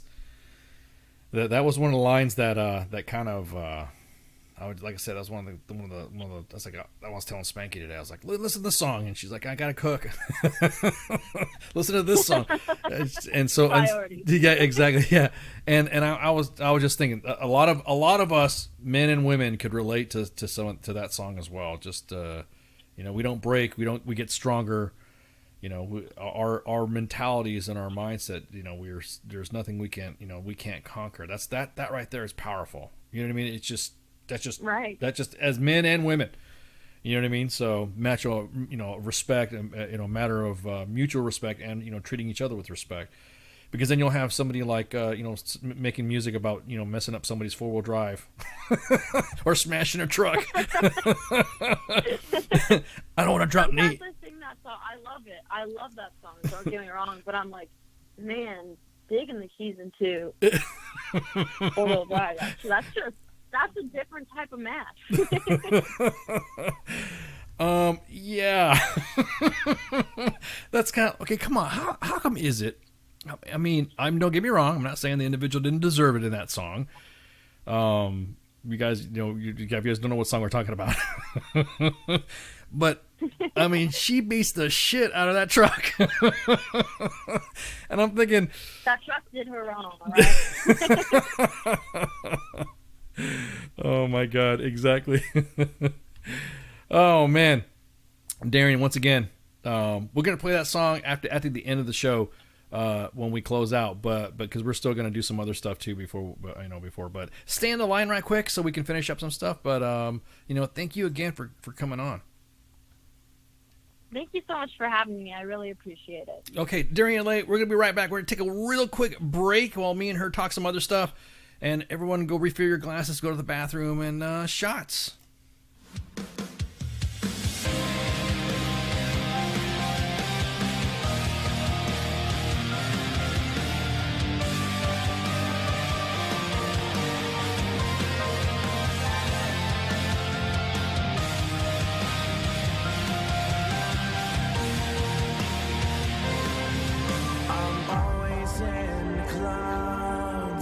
Looking up and fading out, cirrus shapes I found blow me away. Van Allen right around, pushing through. Skin is brown, nature has us trapped in fear, so I get lost in sound. I wonder if you'll ever know why I am the way I am. I've been thinking a lot about time and space surrounding. Is there anyone who is thinking like me? I've been thinking a lot about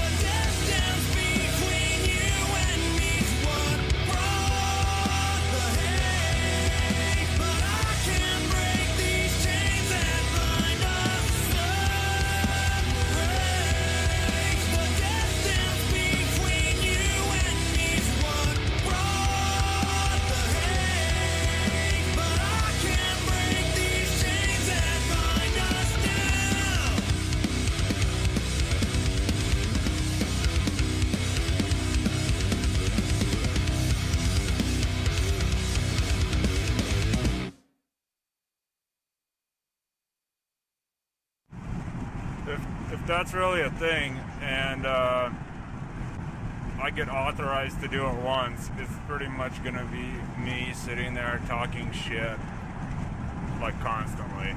The voice of U.S. Army, WTF Moments. This is WTF Nation Radio. Man, back. Whoop, whoop. Oh, awesome interview. I'm going to play some more music, and let's see about maybe getting some more music up in there. So that way you guys aren't hearing the same shit over and over again when we have to deal with a bid or something like that. I know D-Max, 4 hours, what was it you said? 40 minutes? Oh man, thank you again, Dariann, for coming on. Make sure you catch the video once we cut out, and it'll be replayed again. Obviously, you can just check out the video and stuff like that. It won't be on the podcast though. It'll only be on Facebook or all the other platforms that are live streaming. So the podcast in itself will just be the podcast with none of the videos being shown, if that makes any sense. But again, thanks so much, Dariann, for coming on. Well, I guess I'm gonna do some housekeeping because I'm getting ready to go on vacation. And were you blabbing with your mic on? Oh.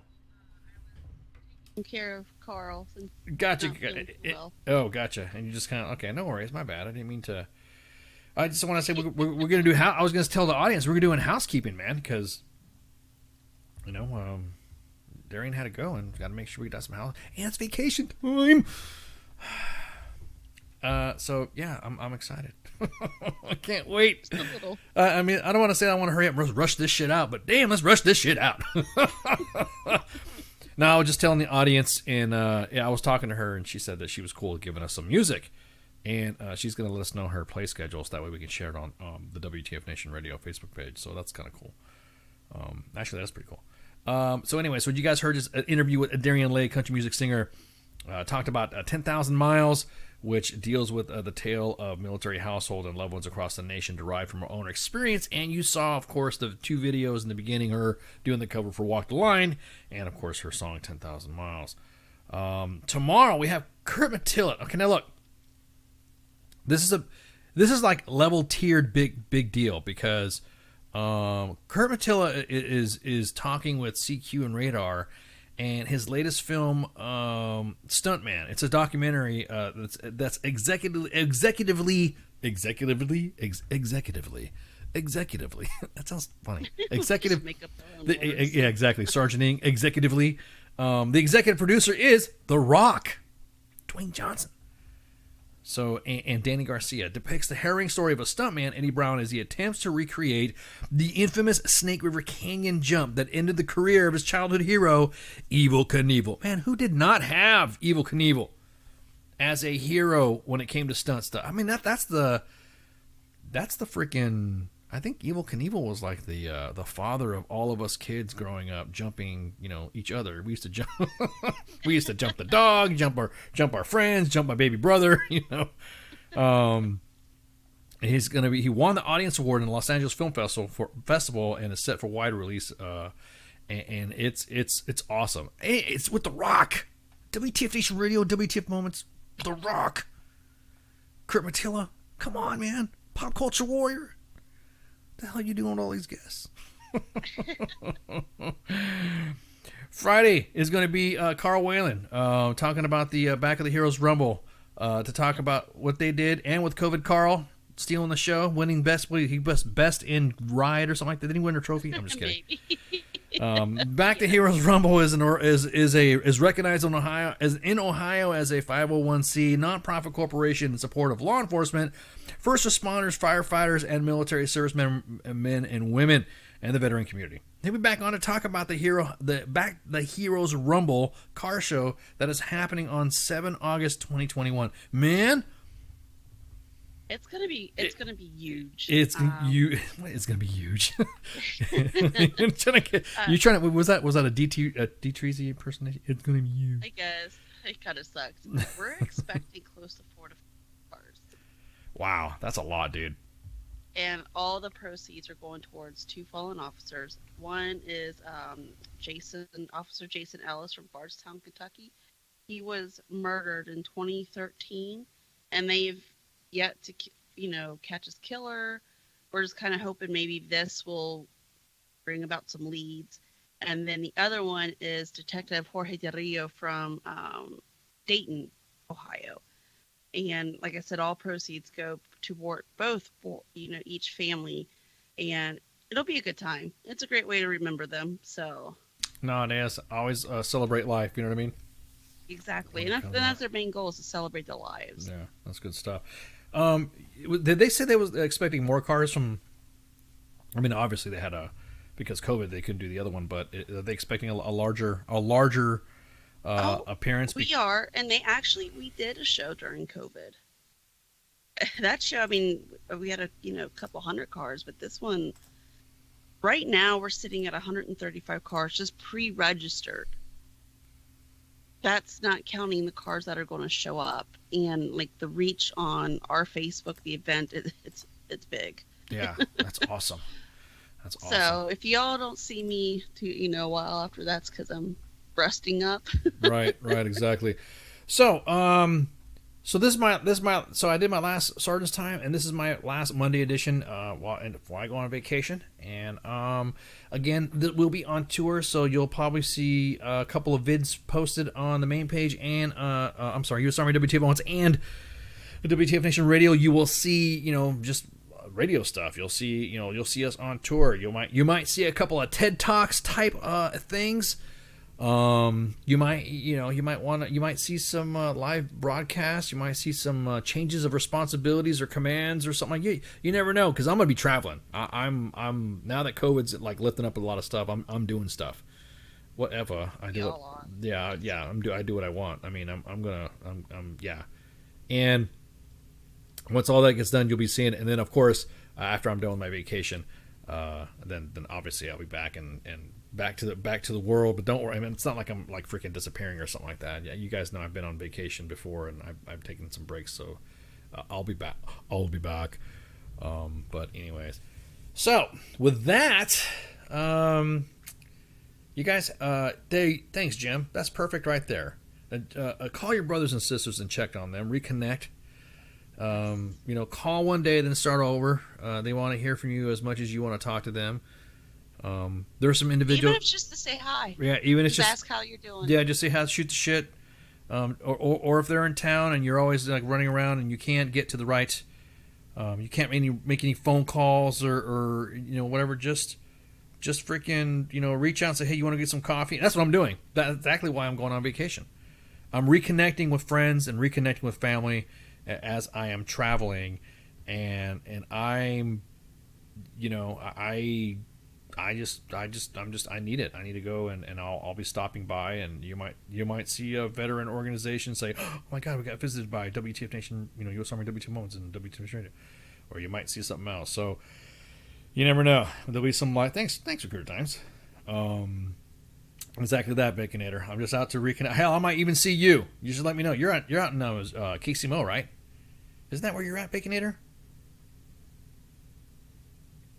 Let me see. I'm waiting for the delay there for a little bit. I think he is. He said before he's out in KCMO, because my plans are taking me out west. Ozarks, even better. There you go. I might swing by. As I get ready to move that way to the Midwest, then I will I will let you know. Hey, look, I'm going whatever. Just by looking at the fans and stuff like that, I could see.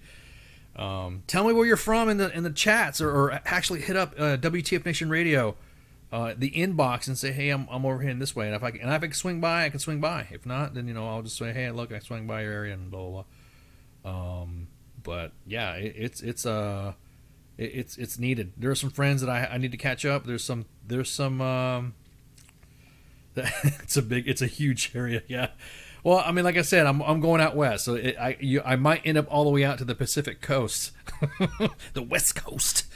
You never know, and then Shelby, Montana. Okay, Montana. And I want to swing by and see Radar too. I think I'm gonna go out and hang out. I think Radar. I think I'm gonna go see him too. See him swing by. I'm gonna start maybe go up the coast, East Coast, and then Salem, Oregon. Hell yeah, dude. See, cooked meal. Man, dude, I appreciate it. Yeah, bring some water. Yeah, bring some. I'm about to say I'm bringing some moonshine. Yeah, I'll unless you got some Baconator. But yeah, I will. Like I said, we'll probably have like I don't know, have like a little map of Ice and Spanky tracker. You know, of where the little minivan's going is where we're going to be at next. I don't know. I'm sorry, just kidding, Spanky. You don't have a minivan. I'm just joking. I know she doesn't like it when you say that. What's that? It's fun to poke her like that. Yeah, it is. All right. So again, Dariann, thanks so much for letting us play your videos. Again, your interview could not have come at a better time. Just some of the songs and stuff that we've been listening to and all that. So with that, you guys have a good one, and I will see you out and about. And please ensure you enjoy Pop Culture Warrior with CQ and Radar. Make sure you listen to Cause and Pookie for Friday Night Freedom, and of course, again, you will see little sporadic live broadcasts here and there as the trip continues. So with that, y'all have a good night, and shots. Hey, this is SEAC retired John Wayne Troxel. Yeah. You're listening to WTF Nation Oh yeah, happy Radio, 4th of July too. the station of choice for all of the badass MF. Hang on. I totally screwed that up. Let me say that again. Okay, and happy 4th of July too. Independence Day, America, right? America. Just don't do anything that starts with hold my beer. Don't do it. Yeah, don't do anything that has to do with hold my. I gotta give the safety brief. I totally forgot about that. Thanks, Mom. 4th of July. Don't hold on to it if it sparkles. Or put it in your sphincter. No, yeah, exactly. And no fucking gender reveal parties, please. God damn, man. We don't need another forest catching on fire. Exactly. All right, guys, gals, have a good night, and I will see you out there. Shots. Hey, this is SEAC retired John Wayne Troxel. You're listening to WTF Nation Radio, the station of choice for all of the badass MFers on the planet. The voice of U.S. Army, WTF Moments. This is WTF Nation Radio.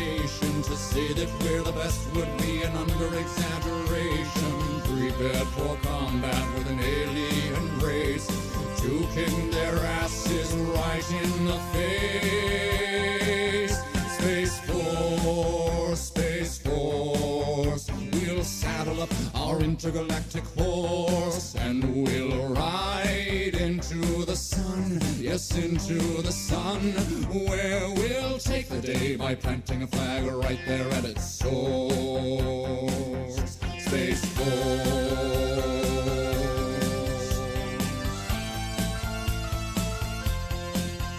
Now they say that they've discovered life up there on Mars, so let's blow it all to hell and then claim it for ours. We'll paint the moon red, white, and blue for no other reason than we wanted to. Oh, Jupiter, imagine what you could become. A stupid, pointless planet turned into a giant gun. And Russia, so sorry, have to burst your bubble. Be a good sport now, sit back, relax, and watch us through the Hubble as we celebrate the greatness of the United Planet of America. Space Force, Space Force. We'll saddle up our intergalactic horse and we'll into the sun, where we'll take the day by planting a flag right there at its source. Space Force.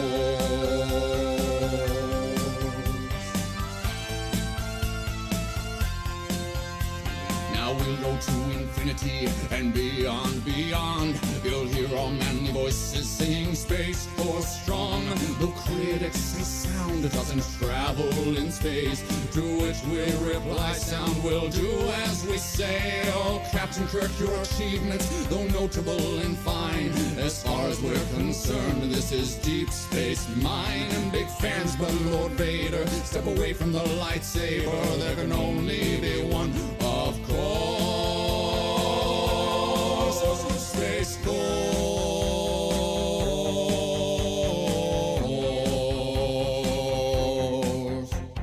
Ra-da-da-da-da-da, ra-da-da, ra-da-da, ra-da-da-da-da-da-da-da-dum-dum-dum-dum, ra-da-da-da-da-da, ra-da-da, ra-da-da, ra-da-da-da-da-da-dum-dum-dum-dum-dum-dum. Space Force, Space Force. We'll saddle up our intergalactic horse and we'll ride into the sun, yes, into the sun, where we'll take the day by planting a flag right there at its source.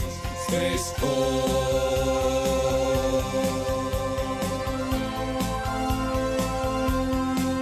Space Force.